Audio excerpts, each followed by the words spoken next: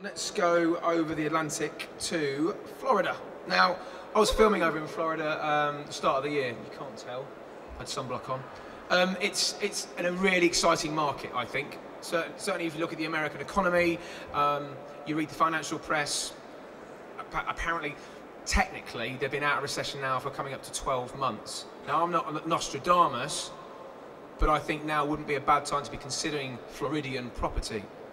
There might be a little bit more of a dip to come, but if you're looking at the long term, I think there's a lot of stock out there, and I think there's a great choice of pretty much bargain basement property out there. So if you're looking at maybe going over to the States, seriously consider getting out to Florida and having a first peek at the property there. A good example of the property is this one here. Now, let's go through what the estate agent said about it. It's in the Westbury area of Davenport, 4 bedrooms.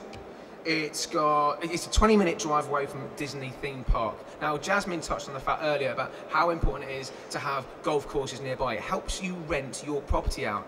Disneyland is massive. 20-minute drive is fantastic. That's going to help you sell your bedrooms to renters, okay? Now, also look at the flights. The States, you're overwhelmed with flight carriers here. Let's have a look who's flying there at the moment. You've got Monarch flying out of Gatwick and Manchester, Virgin, Gatwick and Manchester, and BA from Gatwick, Birmingham, Manchester. You're always going to be able to get to your property, and renters are always going to be able to use your property. But look at the zones and where you can rent to Florida, where you can rent in Florida to holidaymakers. That's one thing you need to bear in mind. Now, costs of ownership. Let's have a look at this. Look at that. You're going to like this, ladies and gents. Check out the towels. Yes, very nice. Now, I don't know where you can get those done for you on a daily basis. It's quite something, isn't it? Now, best case scenario, this place is on the market for £111,000. That's a 4-bedroom villa for 111 grand. It's absolutely stunning. The prices you're seeing there. I went out there, as I told you, a couple of weeks ago, and a lot of properties in Florida, especially Sarasota, anything up to 50% of their value they were 5 years ago. Now, the Floridian market flew so high and it fell so low. It's a really interesting market to have a look at. Now, cost of ownership, deposit, you need to put about 30% down, so we look at about 33.5 grand. Legal fees, closing costs, miscellaneous, you're probably in for £41,000. That's cash down, okay? Now, let's look at what you're going to get in rental-wise. First of all, you've got your cost of ownership, your mortgage payments. All in all, you're probably annual costing around £12,000, okay? Best case scenario, nearly £20,000 in rent. Worst case scenario, £12,000 in rent. Okay, now you got the ownership costs. Worst case scenario, you're covering your annual costs. I always talk about properties washing their faces.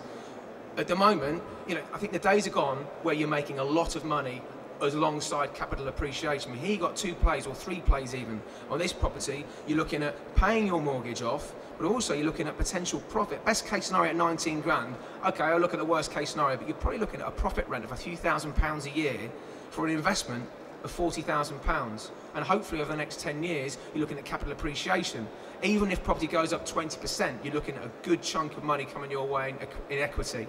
I think it's very easy to get excited when you see a headline figure like, wow, I could make 20 grand a year in profit for this, or in income for this, but then a lot of people forget to tell you, or a lot of unscrupulous estate agents perhaps forget to tell you what your costs are actually going to be, which need to be offset against that income. So whilst it might sound like £20,000, it's actually not. That's A, that's your best case scenario, and B, that doesn't take into account your costs. So actually, even at best case scenario, you're only getting a 6% yield.